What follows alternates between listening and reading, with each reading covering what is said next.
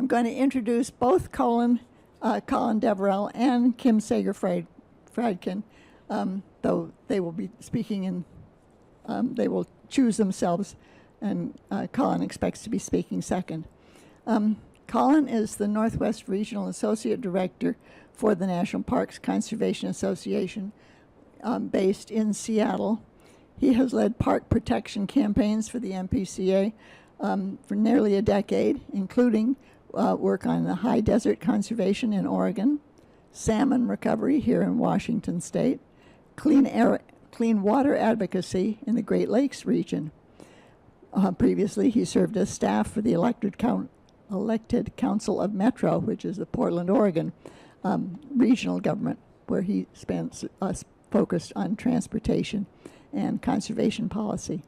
He's a graduate of Oregon State University and an avid cycle tourist. Kim Sager-Fradkin is Wildlife Program Manager for the Lower Elwha Klallam Tribe based in Port Angeles, Washington. Kim's research follows two primary tracks: monitoring response to the removal of the Elwha dams, which is what we're basically going to hear about, and monitoring wildlife species that are important for tribal subsistence harvest, deer and elk, as well as their predators. In that capacity, she co-leads the Olympic Cougar Project, a large collaborative cougar research endeavor focused on understanding this elusive species and improving habitat connectivity in an increasingly human-dominated landscape. On the Elwha, Kim has participated in research for over 20 years. Since the dam removal, the restoration of the salmon, floodplain vegetation, and wildlife has been ongoing. Kim will share restoration success stories from the return of salmon and trout to the positive impacts of dam removal on wildlife species as varied as the American dipper and cougars. Kim, we welcome you to Horizon House.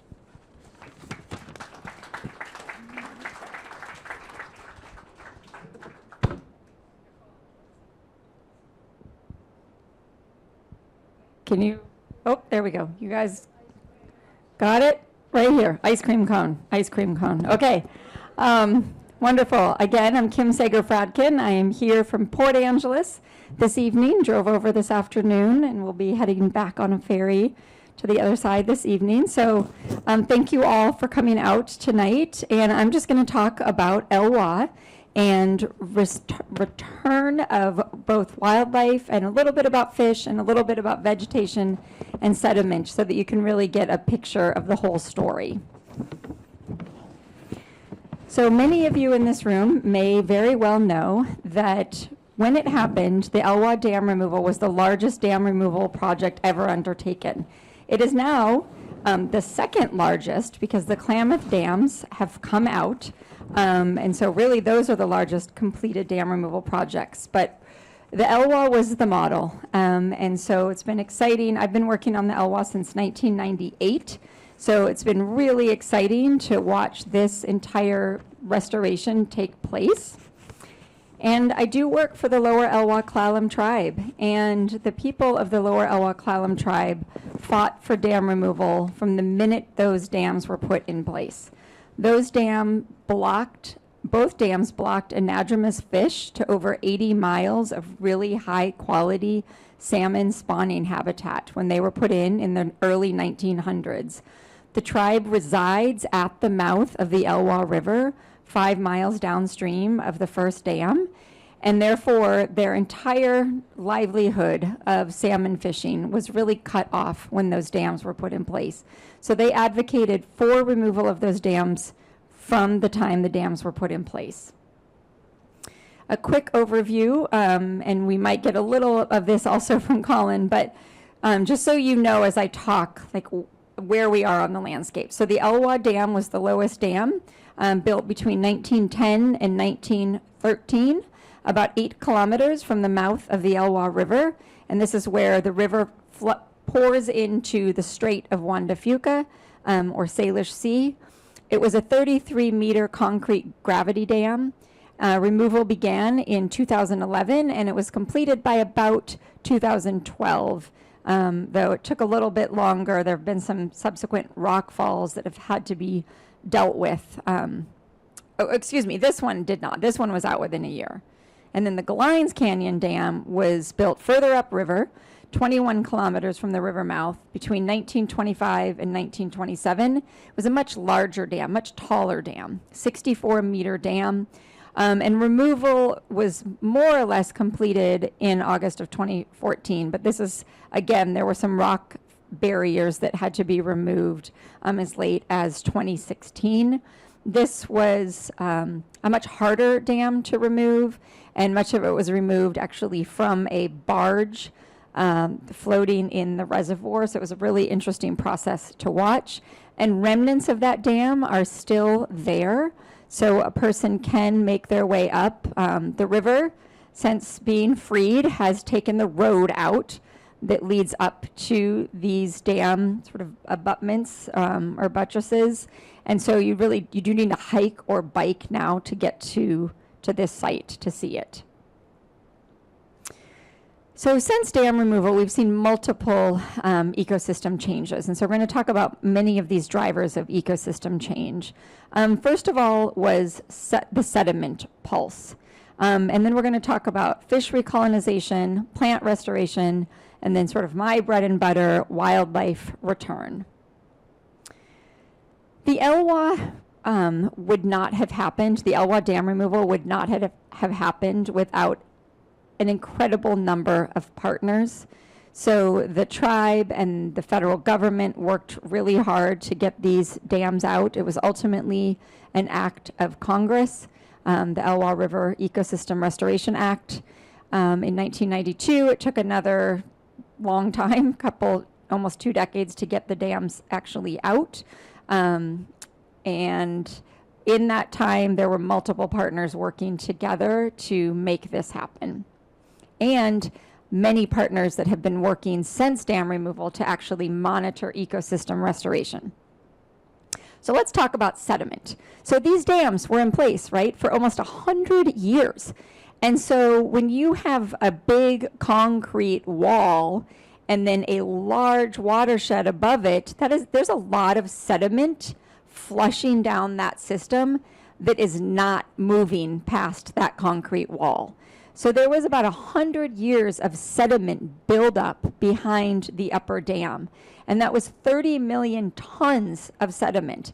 And about 50% of it was fine sediment. So this was enough sediment, 30 million tons of sediment is enough sediment to create this pyramid the size of a 50-story building. You can see the Statue of Liberty there.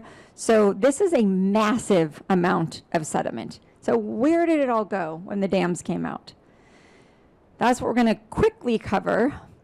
So about 35% of it stayed behind in the former reservoirs, and about 65% of it was released downstream. So this is about what the reservoirs looked like when they were first dewatered. So they were like moonscapes because they had been covered in water for all these years. So 65% of the sediment went downstream and looked about like this. Working in the river was very difficult when dam removal was first happening. About 10% of the sediment ultimately ended up staying in the river, but during dam removal, it was really clogging the river, and we knew it would. And this amount of sediment that was sort of changing the course of the river really did change the banks of the river. So before dam removal and before that sediment pulse came downriver, in September of 2011 there, you can see right here, it was a very cobbly banks, lots of cobble on the banks of the Elwha River. During dam removal, we had a lot of muddy sediment. Again, more sandy sediment by 2014. And then 2017, it was really, again, a mix of cobble and sand. And this is about what it looks like today.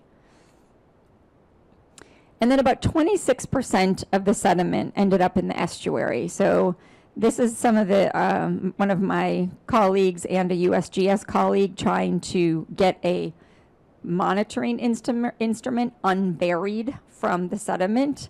So I think we were all still surprised by the amount of sediment that just came down and stayed. And then ultimately, 64% of that sediment was released into the ocean. So for many years, you could actually see this sediment plume even from space. The mouth of the Elwha, before dam removal, you can see, was a really cobbly beach with not a lot of land. After dam removal, by 2014, 130 hectares had been added to the beach at the mouth of the Elwha River because of all of this sediment. It is now, because the sediment is no longer pulsing in there at the same rate, it is retracting again. So by 2023, we saw sort of a retraction of that mouth, but still a lot more sand than had been there prior to dam removal. And all this sand has really changed the mouth of the river, and we're now seeing an improved shoreline for species as varied as sand lance, surf smelt, and other various, or a bunch of flatfish, Dungeness crab, and a variety of invertebrates. Secondly, I'm really just going to hit on the fish recolonization in 2 slides.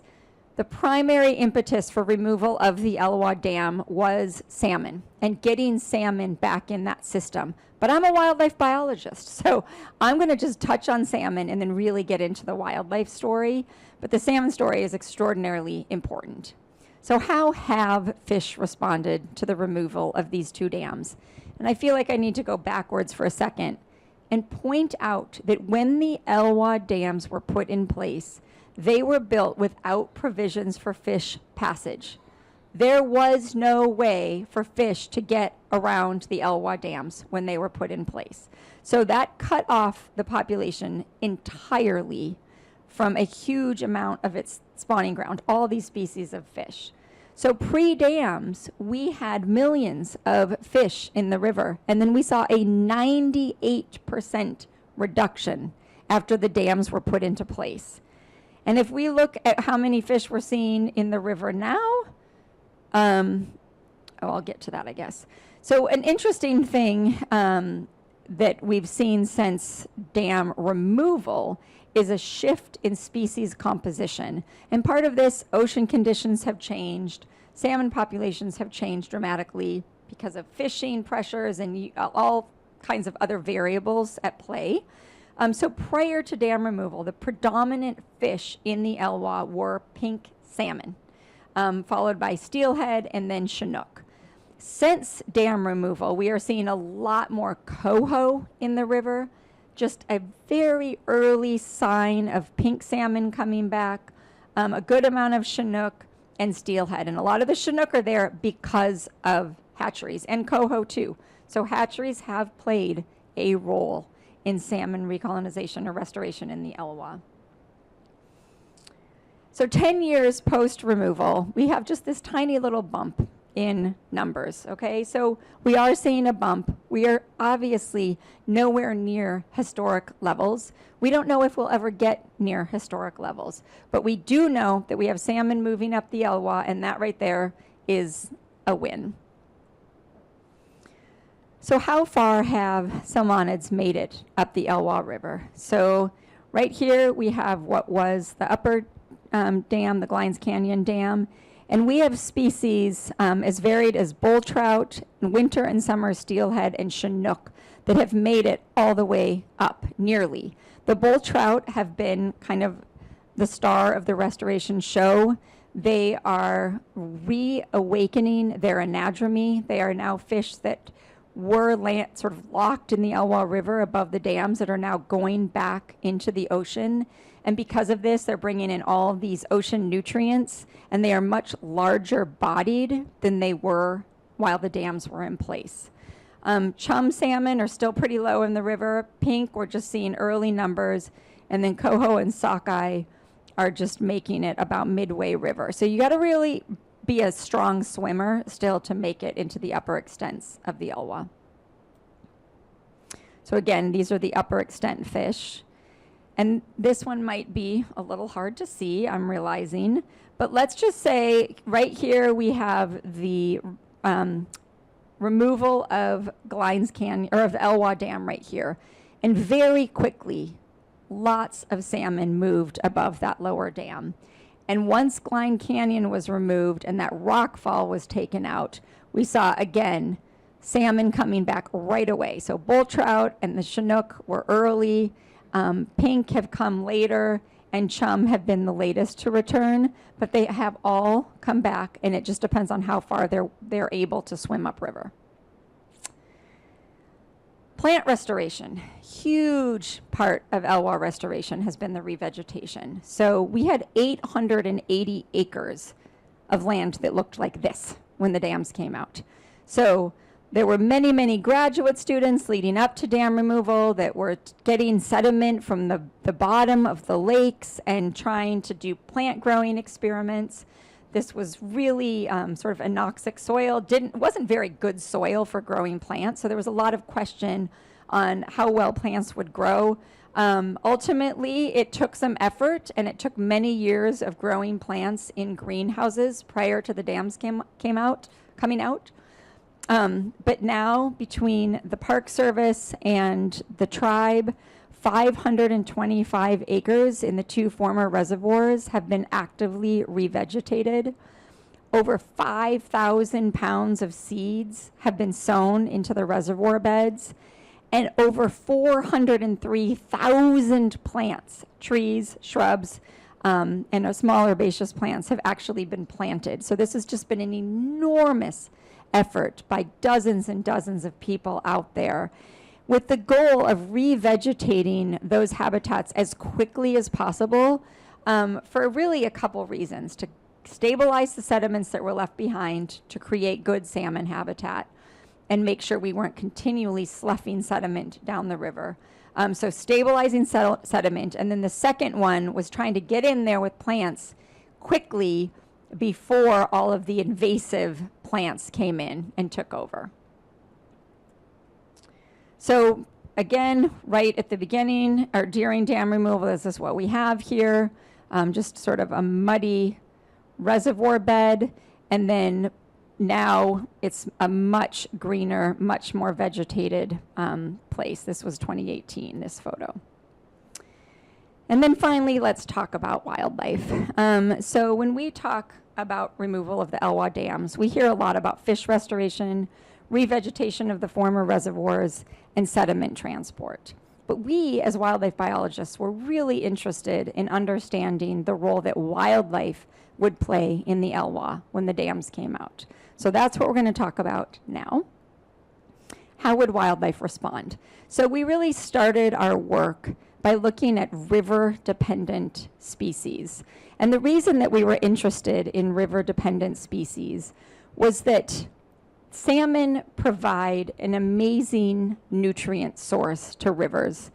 And when salmon go out to sea to spawn, because salmon, when they go out to sea and grow, they bring into their tissues a lot of nutrients. So for those of you that might not know in this room, salmon are born in a river, they're a natal river. They spend a couple of years in the river, they go out to sea, and they eat and they eat and they eat, and they get really big. And then they come back to their natal stream, and they spawn and they die.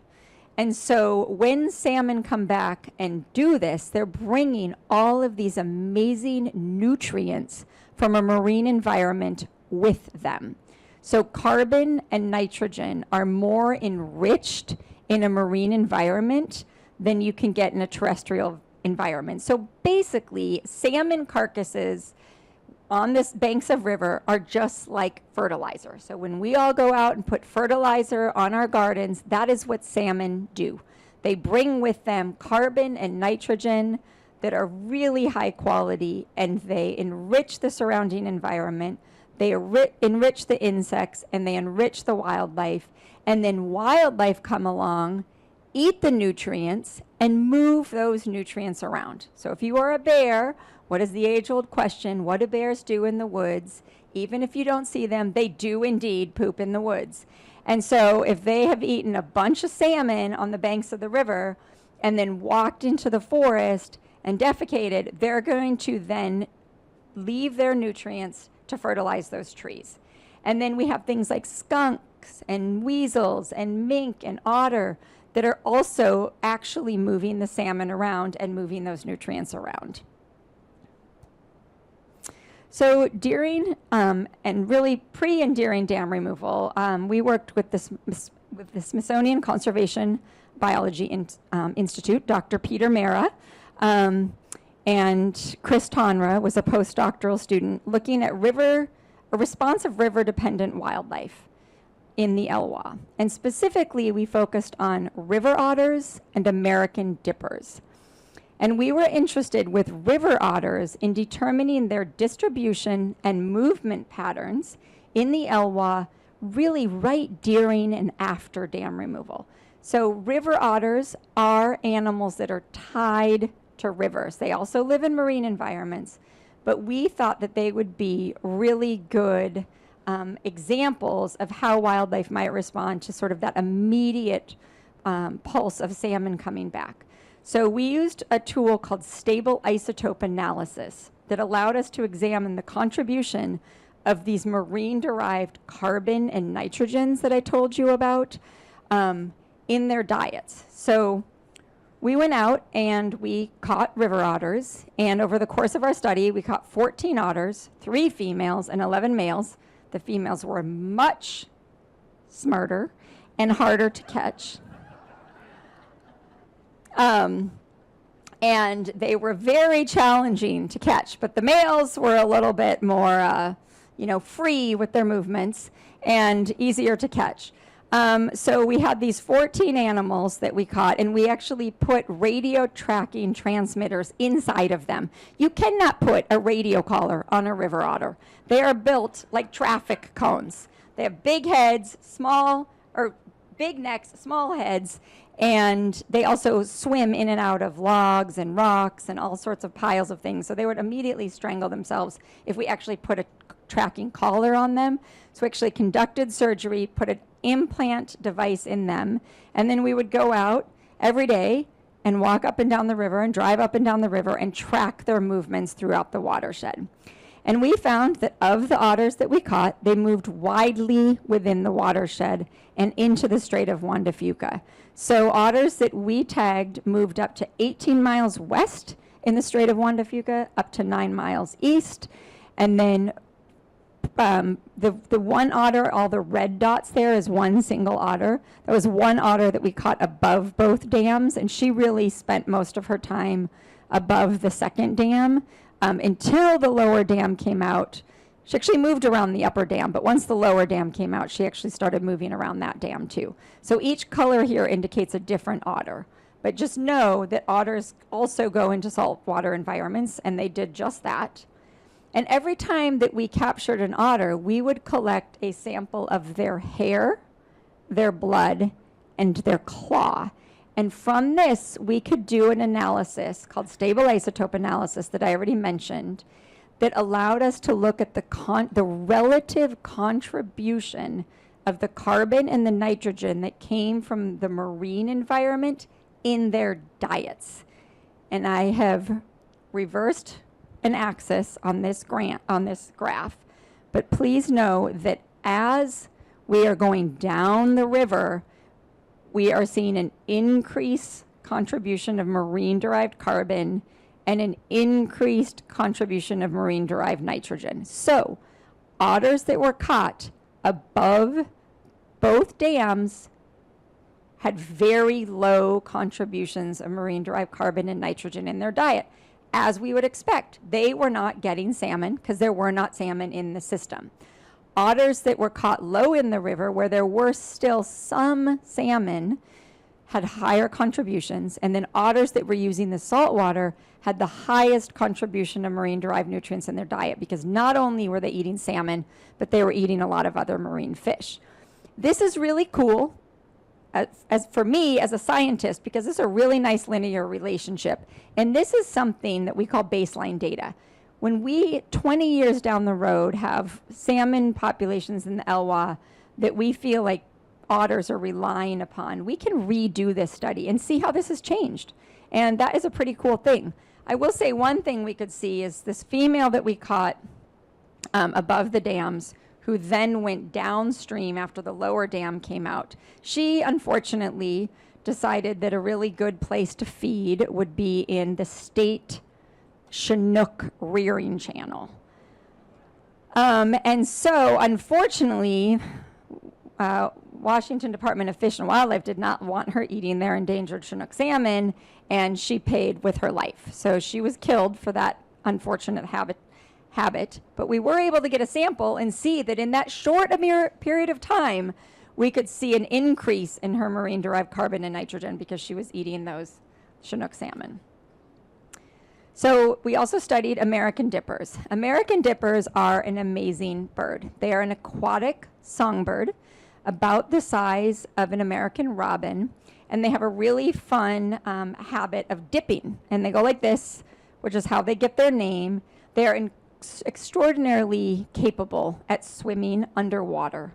They really kind of fly underwater, and they really like fast-moving water, so they will often stand on rocks, bob around, and then swim underwater, use their very strong bill to flip up rocks and eat small insects, aquatic macroinvertebrates from under rocks. But they also like to eat something else, and this is an underwater photo. Can anybody see what this dipper has in its mouth? Salmon egg. Many of you noticed, yes, salmon egg. So this is a way for dippers to get marine-derived nutrients into their system, as they like salmon eggs. So we ended up catching and putting leg bands on 256 American dippers across multiple watersheds to look at their body condition and demographics in relation to the marine-derived nutrients in their diets. And so we did 4 watersheds. So we basically studied watersheds that had salmon and watersheds that did not have salmon. And then we looked at the Elwha below and above the dams, and we looked at a river, the Solduck River, below and above a waterfall. And in this photo here, we have a steelhead jumping behind this dipper. So we found over the course of our work that adult dippers that had access to salmon were 13 times as likely to be year-round residents on their territories. So dippers are birds that are known to be in-river migrants, meaning they'll, at different times of the year, go up and down rivers. But dippers that had access to salmon would stay on their territories because they were generally in better body condition year-round. We also found that dippers with access to salmon were 20 times as likely to attempt multiple nests in a given year. And because double brooding is the primary driver of lifetime reproductive success, that's pretty cool. So dippers that were eating salmon would often be able to pull off a single nest and then fledge their babies and then start nesting again and have a second nest. That's pretty cool. So dippers really were one of the first animals that we saw respond to dam removal and nutrient return to the Elwha. Once we finished the American dipper and otter study, we moved on to looking at the lake beds. So from 2014 to 2017, we and partners worked together to look at a variety of species of wildlife coming back to the lake bed. So we can see here, we're starting to see some vegetation, and you all can see this line back here with the trees. Hopefully you can see that line. That was the lake level. 8 o'clock, okay. I'm gonna keep moving. So just to remind you of the Elwha, the former Elwha and Aldwell reservoirs, the Elwha Dam and Aldwell Reservoir that was the further north, and then Glines Canyon and the Mills Reservoir was the further south. So this resulted in over 800 acres of new habitat when these dams came out. And we were really interested in how wildlife would actually come back to these habitats. And we were interested because we know that in the early stage of recovery of plants in those areas, we would probably see some of the early recovering species, small mammals, birds, and amphibians. And then as revegetation took shape and there was more cover, that wildlife would start moving in and actually eating the vegetation and reshaping the vegetation. And then finally, we were hoping that we would start to see this nutrient transfer that we've been talking about and a restored complement of wildlife species in the former Elwha reservoirs. So we did small mammal trapping surveys, ungulate pellet surveys, and ungulate browse surveys to look at how deer and elk were impacting the vegetation, and then beaver surveys. We have done multiple years of trapping small mammals, and we have found that the little mice are the stars of the show. These guys were pretty early to come back to the Elwha.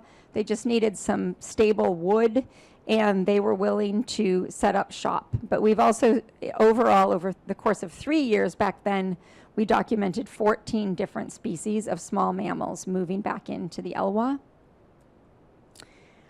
We also found that ungulates were very active, both deer and elk, and that they were coming in the winters. They were starting to use these habitats. And while we did find some impacts of deer and elk on the vegetation, overall, the vegetation has done just fine. So any of you who had gardens know what a deer can do to your gardens. So there was a lot of worry of the revegetation people that deer and elk would really take a toll on the vegetation, and they really did not.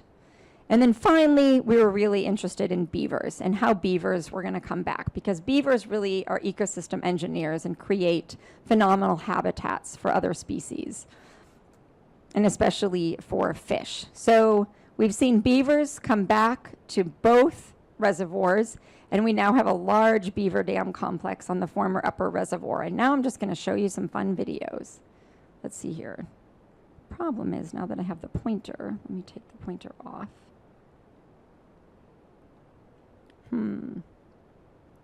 There we go. So here we have a beaver on an active dam, and this dam has proven to be extraordinary for a bunch of wildlife. So we have bobcats that come in and walk and use the beaver dam. We have cougars that come in and use the beaver dam. You can see this cougar smells where the bobcat was, trying to see what's been there, leave a mark. Even bears using the beaver dam. And remember, this is all an area that was underwater. We've got Roosevelt elk coming in and cooling themselves in the backwater created by the beaver dam. And great blue herons and a whole suite of other species. And now we've really moved on to just using cameras to monitor wildlife. So we have a series of cameras up and down the Elwha, and we are documenting all species coming back and using these reservoirs. So we're documenting Columbian black-tailed deer, even them sparring with each other. We're documenting Roosevelt elk and their young. Black bears rubbing their backs on the trees. Snowshoe hares jumping for joy. Until the fisher comes along and eats the hare. Fishers were reintroduced to the Olympic Peninsula, so this was a really exciting thing to document. Coyotes scent marking, bobcats moving through the environment, and cougars. So I would argue, by showing you the next few slides I'm going to show, and then I'm going to wrap it up, that we are really getting towards this restored ecosystem function. We are seeing a full complement of wildlife species using these areas that just 15 years ago were underwater. We have documented bears eating salmon on the banks of the Elwha River above the former reservoirs, or above the former dams. We have documented cougars. I also study cougars. We have a lot of radio-collared cougars. Cougars killing and eating elk above the former dams in these habitats that had been revegetated. Here we have another cougar-killed elk in the Upper Mills Reservoir, benefiting the corvids, the ravens, and the crows, and this cougar is not going to let them feed. He's going to come chase them off. Eagles fighting over the kill. I used to work in Yellowstone. This feels like Yellowstone to me. And to top it off, cougars. What we thought in this, when we first saw this picture, was fishing. And then we got this video. A cougar successfully taking a coho salmon in the wintertime. And just 2 months ago, here we have a bobcat.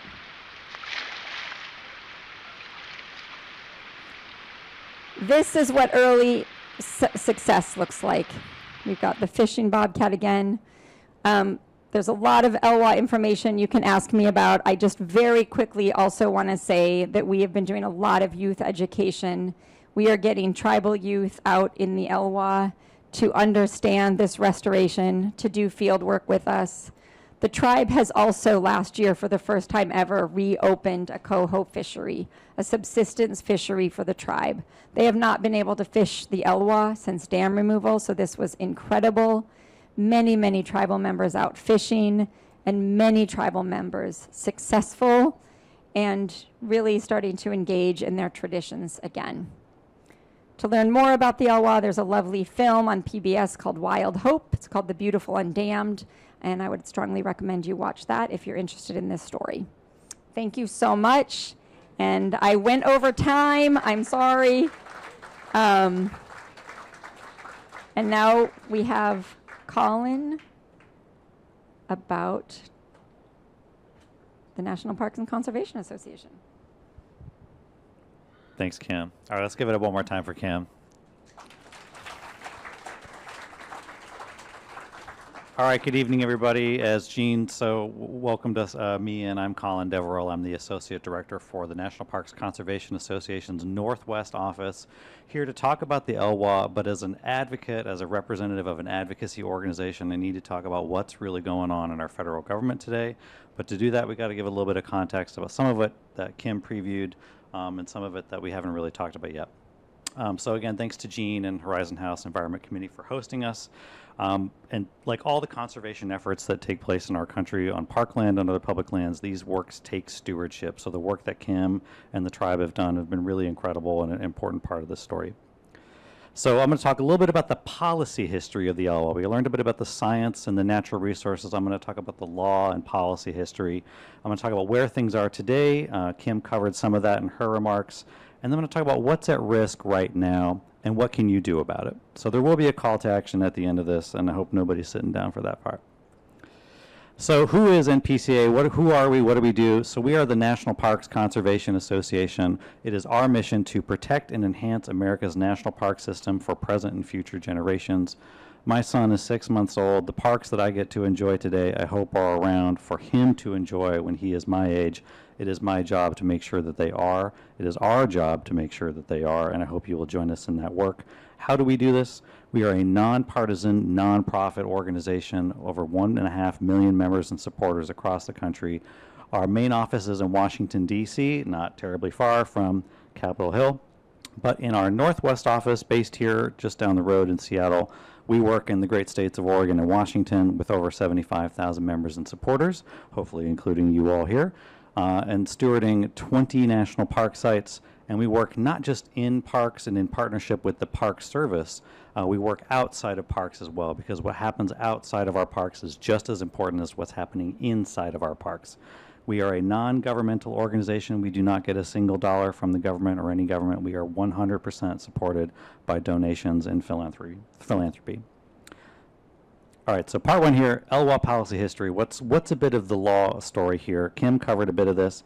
So it's the largest watershed within Olympic National Park, more than 320 square miles. 80% of the watershed is protected within Olympic National Park, and the last number of river miles are between the park boundary and, as Kim mentioned, the Strait of Juan de Fuca. And before industrial times, or in pre-20th century, again, as Kim shared, more than 400,000 salmon would travel up the Elwha every year.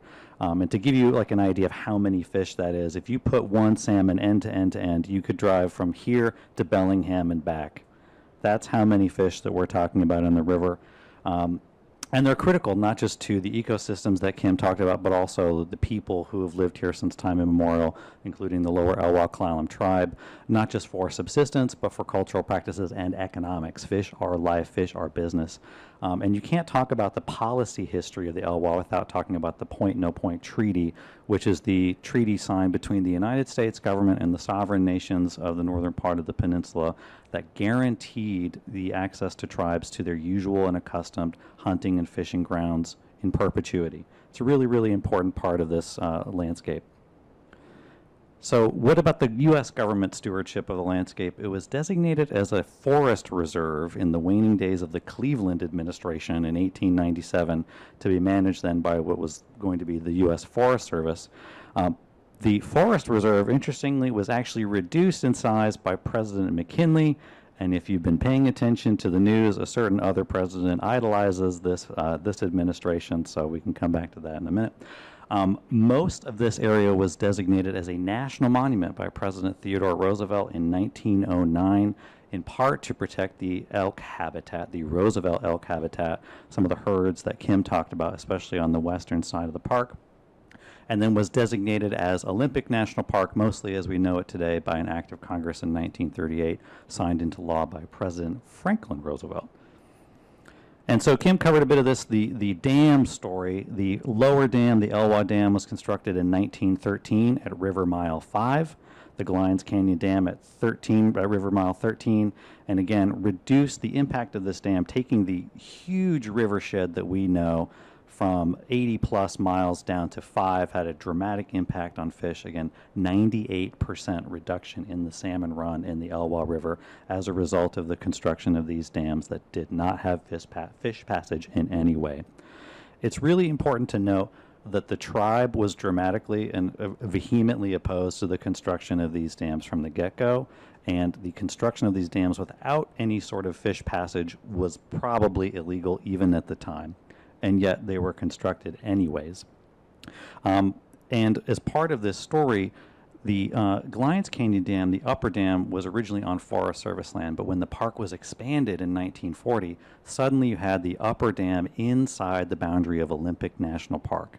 And these dams, which were privately owned and operated, have to receive a permit from the federal government to keep operating. And when that permit was due to expire, they could not renew the permit of the dam that was inside the park. That's the Glines Canyon Dam. So there was a need to think about, what are we doing in this landscape? What purpose do these dams really serve? And what can we do differently for our park and for the river? So as Kim mentioned, the Elwha River Ecosystem and Fisheries Restoration Act of 1992, in the waning days of the George H.W. Bush administration, really came about due to a strong concerted effort, lobbying effort by the tribe and many other partners. Kim listed many of them in her presentation. This would not have happened if not for the nearly 90 years of sustained advocacy by the tribe. Now, we talk about thinking in decades and legacies. That is an incredible legacy of advocacy. They were really the pioneers in making sure this happened. But 1992 was a long time ago, and to give a little bit of context, in January of 1992, I was in preschool. All right? By the time the final dam was undone in 2014, I had been out of college for 6 years. I was well into my career at that point. That is the timeline that we are talking about, but a drop in the bucket of 90 years of advocacy, people speaking up on behalf of the Elwha River to make sure this bill passed. And so to talk a little bit about the legislation said there has to be a path to dam removal. There has to be a way to do things differently. But there were other policies and things that were baked into the legislation to get local support to make sure a city like the city of Port Angeles was prepared and ready to find power from other places and to be prepared for the sedimentation that Kim was talking about in their domestic water supply. So there are a lot of things that go into making a bill like this, but the most important part is advocates, people speaking up on behalf of wildlife or a place or a practice or a culture that they care about. So you might be wondering, why did it take so long to get that done? Part of it has to do with our favorite thing ever, corporate liability. So the companies that owned these dams did not want to be on the hook for paying for the demolition of these facilities. It took nearly 20 years for the U.S. government to finally purchase the infrastructure from the company, to enable them to lead the project for the dam's removal. There was also a lot of political pushback. People weren't always excited about the idea of dam removal. It's been precedent setting. We're hoping to see more of those types of projects to support salmon recovery across the Northwest. But it took a long time, a lot of sustained effort from advocates to get things moving. All right, so where are we today? Kim showed some of these amazing pictures again. This is dam removal in 2011 and then 2014, and today this site looks very different, fully revegetated. Imagine this picture is greener. Here at the Glines Canyon overlook, this is the lake bed. This picture again, I think from 2014, or no, a little later than that because it's been substantially revegetated. This is the view you see now where formerly there was a dam, and Kim showed this photo, the Elwha mouth, 2011 and 2014. The mouth of the river is a really important place for fish. It gives them a place of refuge before heading upstream to spawn. And you saw in some of Kim's pictures the way the river looked before, heavily cobbled, not a lot going on the banks, but in the later photos, trees, large trees were taking up space in the riverbanks, and those are really important habitat for salmon too. As a refuge from the current, they can take a break before they move upriver. And these are the types of partnership projects that need to happen in the Elwha to keep that recovery momentum going. Now we're talking 90 years of history for where the river was not in a natural state. It's going to take at least 30 years to get us to closer to normal, though as Kim mentioned in her presentation, it's not sure whether or not we'll ever see that historic level again. And it takes a lot of partnership to make that work, whether it's the Park Service on the inside of the park boundary. The tribe has done an amazing amount of work outside the park. The National Oceanic and Atmospheric Administration provides a lot of grant funding and scientific support from the marine side. The state of Washington has a huge salmon recovery effort funded through local taxpayer dollars.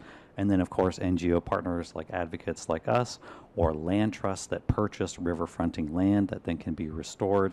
There are a lot of things going on to help foster that recovery. It is a huge partnership effort. And in this photo here, this is a tribe project installing these engineered log jams, again, to simulate what the river would have looked like had it had the ability to, for 90 years, to move major logs downstream. There are a couple key projects I want to talk about that are some of the necessary projects to getting us to that full recovery. The first one I'll talk about is Hot Springs Road. How many of you have been to the Olympic Hot Springs? Amazing. I have not. And this is a crime.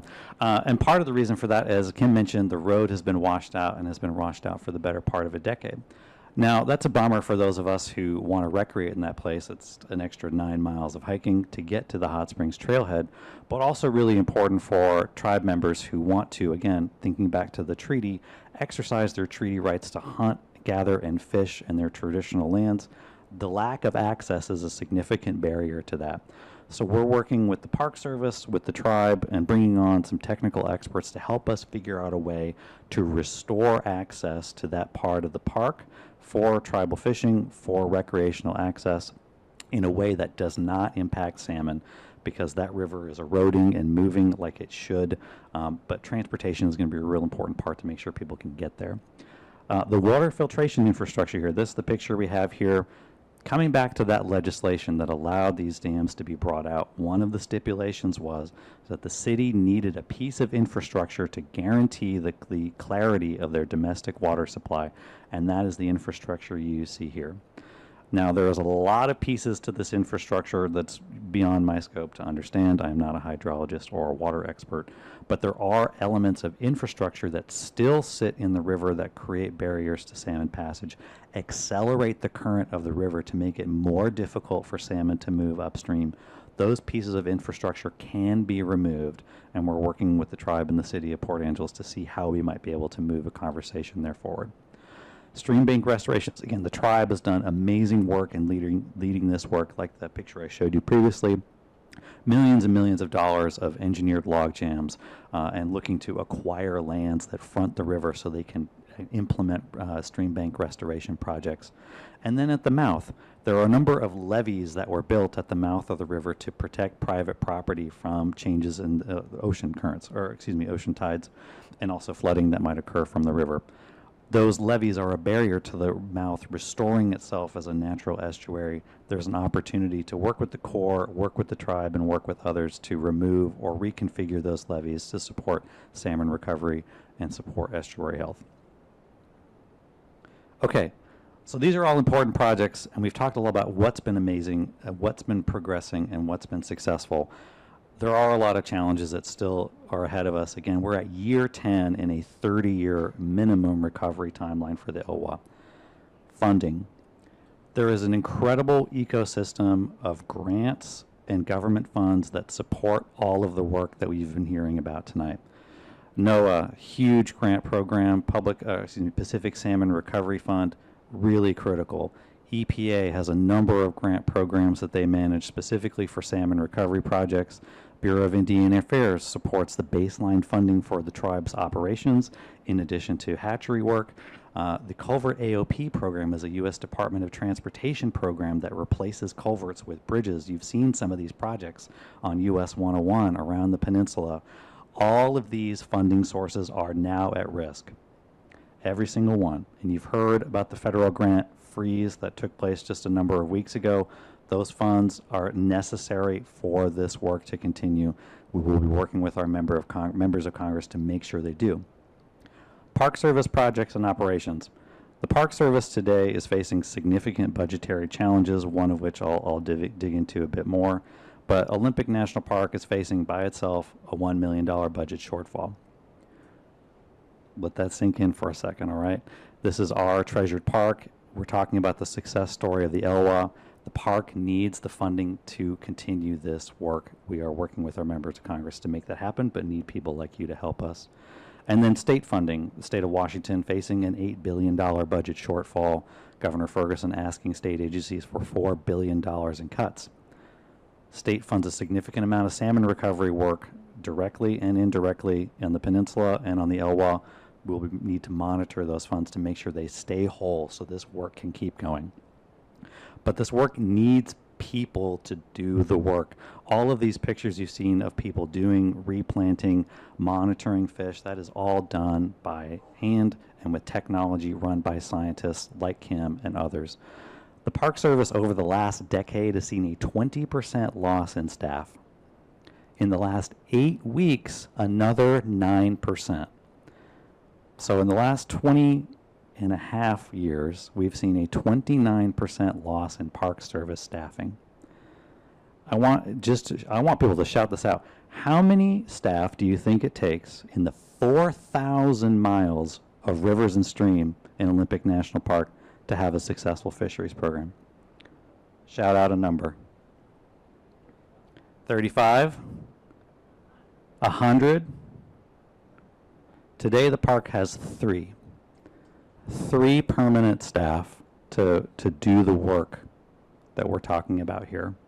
And the challenge today, a lot of the grants that they receive, partnerships they work with other organizations, have been tied up in actions by this administration.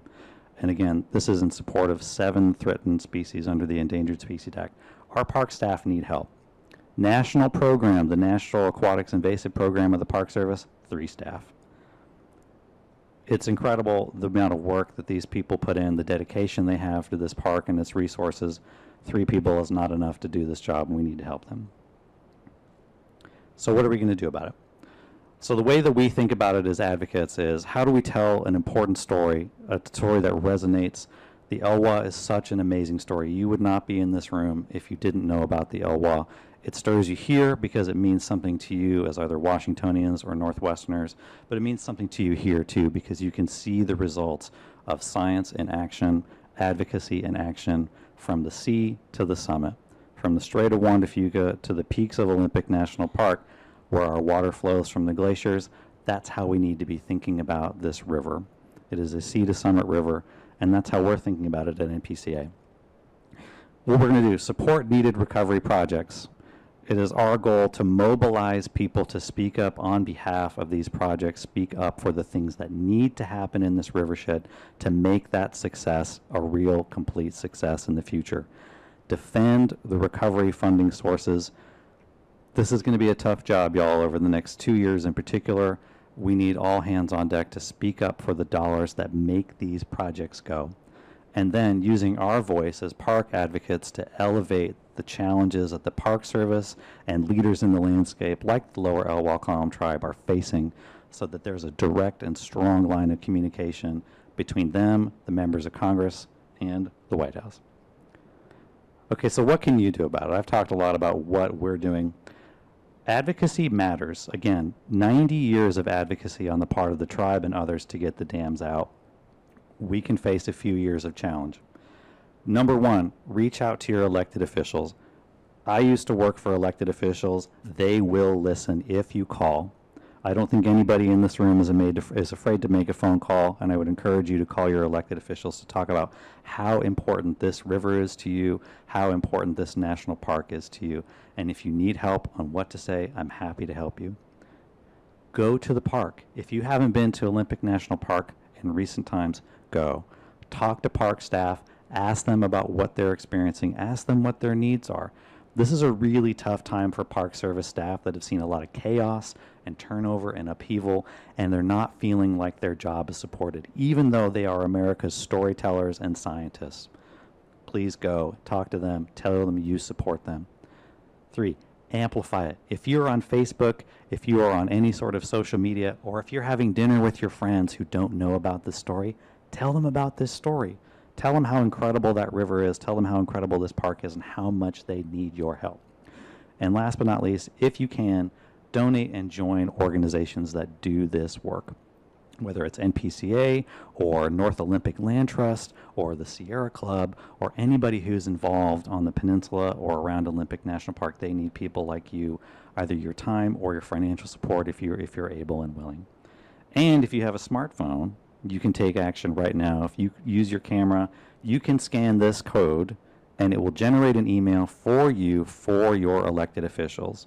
It will go to Congresswoman Jayapal, it will go to Senator Cantwell, it will go to Senator Murray, and you can tell them right now that we need to stand up for our Park Service staff.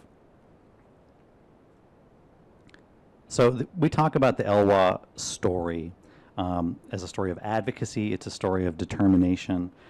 It's a story of hope and what communities can do when they stick together and speak up and fight hard for a long period of time. And today we need that spirit more than ever. Our public lands are threatened, our wildlife are threatened, and our neighbors are threatened by the actions of this administration. So I really hope you will join us in speaking up for the Elwha, and I'm happy to take questions, and we'll go back to the QR. So if you do want to send an email, you can do that. Really appreciate your time tonight, and happy to chat for a few minutes after. Thank you. Thank you.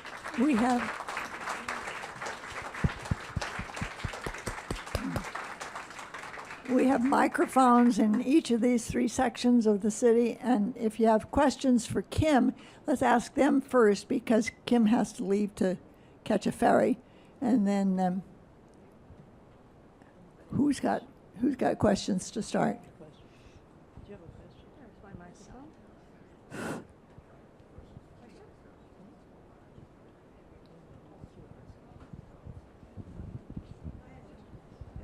I'm wondering about this $1 million, did you say $1 million deficit for the Olympic National Park? Here I am, over here. Great.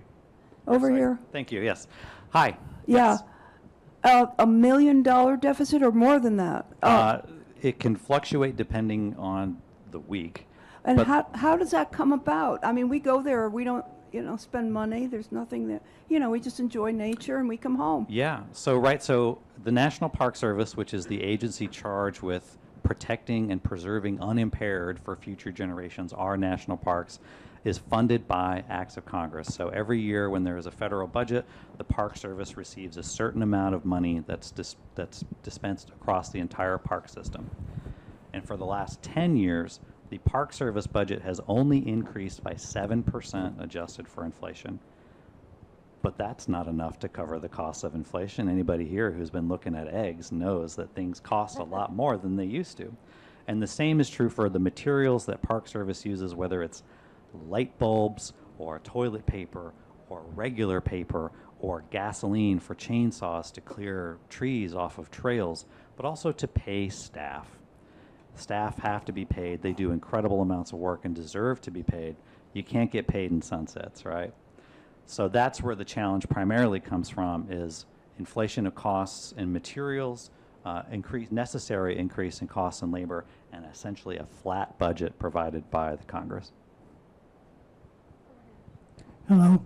So I noticed that we all have come here because we have heard of the Elwha dams.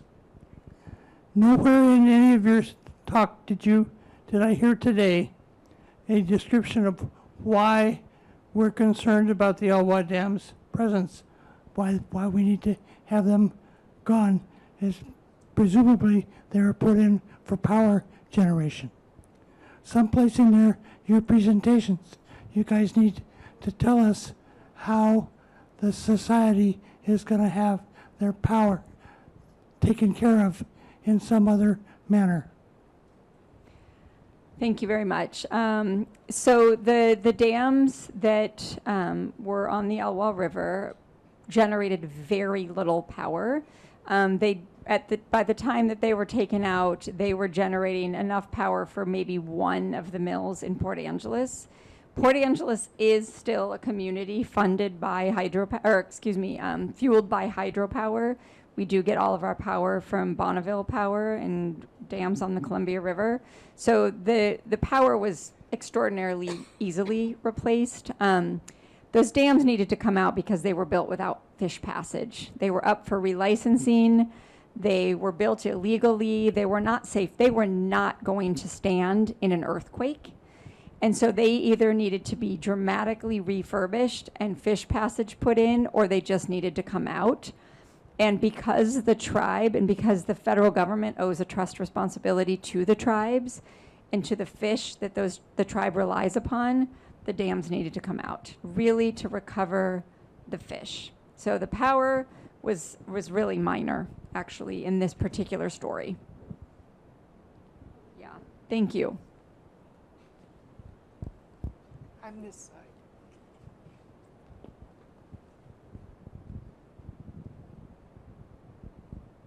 How did you manage how did they manage the water behind the dam During removal? during removal? Yeah, there were slow drawdowns. So as both dams came out, there were periods of time that they just let more water go. And you saw Colin had the picture of the barge on the upper reservoir. So they were just putting notches in that dam, and then slowly the barge was going down. So it was never one big pulse of water. Both of them were slowly removed. It wasn't just a big explosion. So there was never one huge pulse of water. They were all slowly drawn down over the course of 2 years.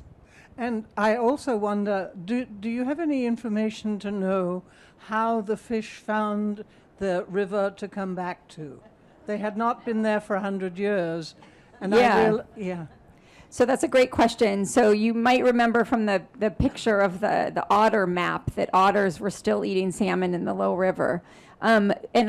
One of the photos that I had that had all the logos on it, you couldn't really see the fish bumping up against the dams. The fish still came to the Elwha, but they only came to the lower 5 miles. And they ran into the dam year after year after year. So there was spawning happening in the lower 5 miles. And so a lot of that was those fish that once they didn't have dams in their way, they just kept going. There have been a few stragglers, like we think the sockeye that have come back have been stragglers from other systems.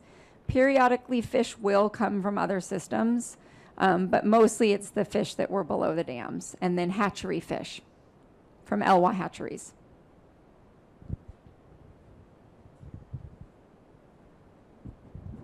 Did they take salmon eggs from, say, Alaska for the Chinook, which is the largest Chinook?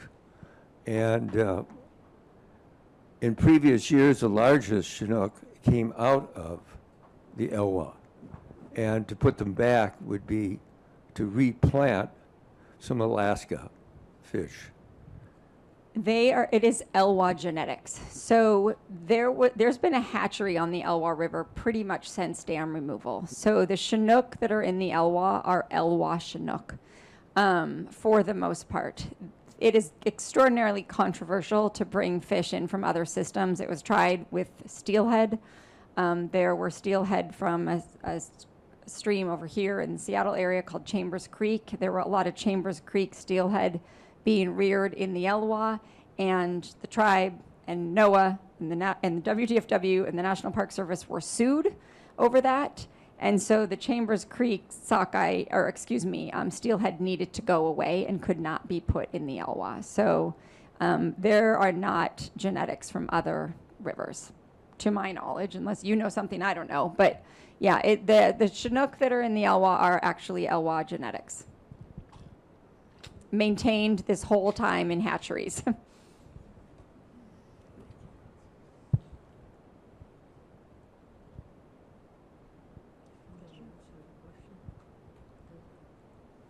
What happened to the water, to the salt water, and to the areas where the Elwha River emptied into?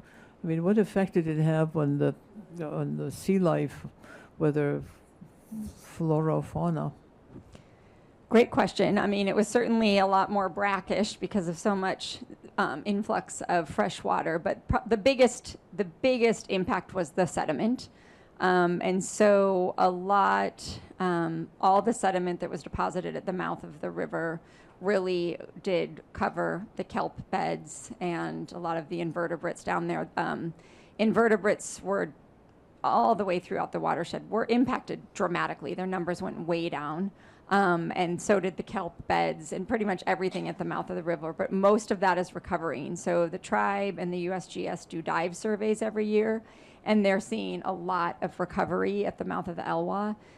New kelp beds, Dungeness crabs, you name it, coming back. But yeah, the sediment did, it was not, we knew it was going to be impactful, and it was impactful.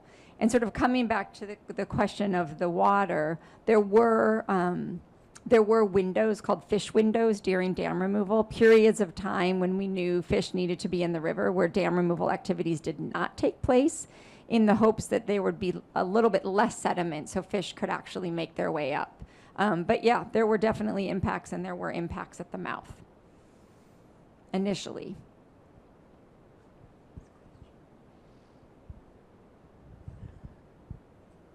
Yes. Okay. So you mentioned the Klamath Dam removals this year. So I think it's important to note that the success of the Elwha project played an important role of the politics of the Klamath project, because the people and the tribe could point to the Elwha project, and they could say, look, this has been done already. We're not the first. And obviously their project is bigger. There are 4 dams over a much larger territory. But it's really important, I think, for the Elwha folks to, take credit for being the model for the rest of the country. I think it's important to note that. Yeah, that's a great point. And very true. We held a science symposium in 2000. Well, we held a sort of 10 years post-dam removal science symposium 3 years, like right after COVID, so 2022 or 23. And we had people from all over the world. And there's a big group in Europe called Dam Removal Europe that is working on removing dams in Europe. And it just really opened all of our eyes to just how influential the Elwha is, not only on the Klamath, because there were a bunch of Klamath people at this conference, but also like the Europeans. Like, it truly is a worldwide model of success. I think one thing I would add to that too is that means that people are watching what we do next. So it's important that we keep that momentum going to make sure that the landscape is fulfilled, that restoration project is fulfilled, and that we keep that momentum going. Like, I was a lowly intern in the Oregon State House when Arnold Schwarzenegger, Ted Kulongoski, and Secretary of the Interior Ken Salazar went to the Rotunda to sign the Klamath Basin Agreement. And this was in 2010. And those dams came out last year. So again, we're talking about these long, sustained timelines that it takes to get the project done. And now for the Klamath, there will be a long sustained project to recover that landscape along the lines of what we're talking about. It takes people and funding and voices to continue that work.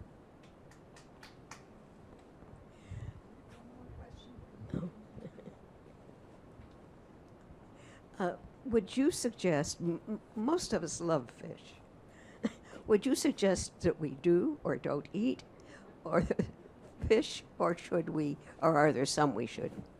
Some we should and some we shouldn't? Yeah.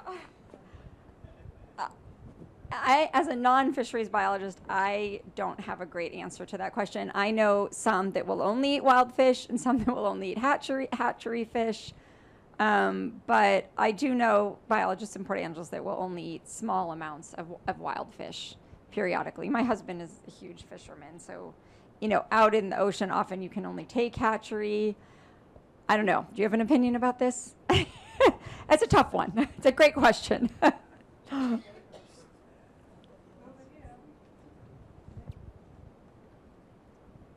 We're all living our part of the worst case scenario. Suppose the worst case scenario keeps up and there is no more funding for the Elwha River. Will any of your work go backwards, or have you created a sustained operation at this stage? I mean, the Elwha is at a place where the Elwha will continue to recover without, I mean, we're not doing a lot of intervention right now, except for keeping invasive species at bay. I think the Elwha would continue to recover, but the documentation of that and the stories that we can share and the stories that we can share with the rest of the world would go away. And if the Park Service loses staff like they might, there will be no fisheries biologists. There will be nobody monitoring. There will be nobody able to say when the public can start fishing again. I mean, I think that the Elwha as a whole would continue recovering, but maybe more slowly and without us understanding it or having a lot of knowledge or being able to stop anything that ended up being a problem, like an invasive species showing up. Like, we already know we have invasive green crabs showing up on the peninsula. We don't know what invasive animals could show up if we're not there monitoring. I think just the last thing I would add, the National Park Service is in what they call the forever business, right? These are places that we intend to last forever, protected. And if you think about the generations of people who fought the dams construction and fought for their removal, they've seen the worst, weathered it, and have pushed back. And I think that's the lesson that I take to heart from this story, is that advocacy got the dams out, and advocacy will keep the river safe and protected. Thank you very much, and clapping and goodbye to Kim, who has to make the ferry. Can you give us a quick rundown of the Snake River projects? Are there dams coming out of the Snake? Sure, I can speak to that just a little bit. So NPCA is aware of what's going on the Snake River because, believe it or not, the river is a part of a national park unit. Raise your hand if you've heard of the Lewis and Clark National Historic Trail. If you've driven down I-84 or head east, you'll see the signs on the road. This is the route of the Corps of Discovery. So what happens in the river is relevant to a national park story, and the Nez Perce National Historical Park in Lewiston, Idaho, an important part of the landscape there. So there are a lot of sites underneath the Snake River, more than 300 sites that relate to either the Lewis and Clark story or the story of the Nez Perce peoples that the National Park Service is charged with interpreting. So we're paying attention to what's going on in the Snake to make sure that those resources are protected and that the Park Service has a role in interpreting those resources if and when the dams do get removed.